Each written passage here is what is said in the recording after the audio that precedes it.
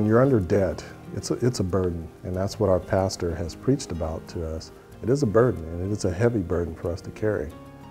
Realizing that you need to alleviate that burden has to be a priority in your lives. Well, when you're chasing the American dream and maybe you have several credit cards with balances and you have a car payment and you have a house payment, when you look at the amount of money you have coming in on a monthly basis, by the time you pay your bills, you have nothing else that can be sent any other direction.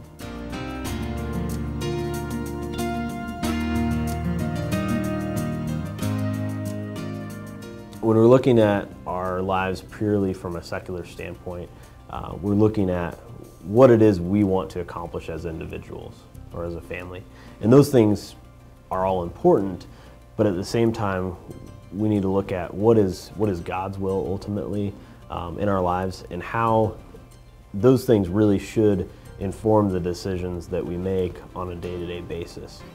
You need to create a budget and track your expenses. You need to know what you're spending your money on. It's important to help you going forward. Well, for me, it starts with Luke 16.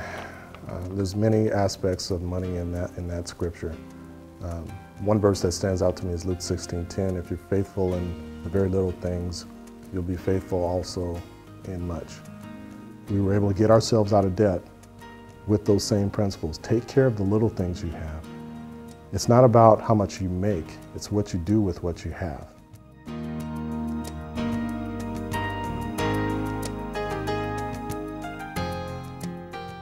So this is what happens when you make a decision that you're going to live below your means.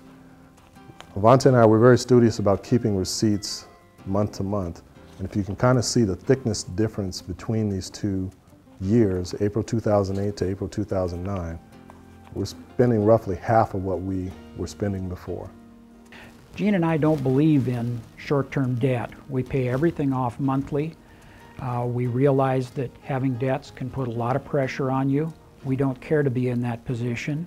I know Jamie and I also had a professor. We were very much challenged by the concept of living simply so that others can simply live.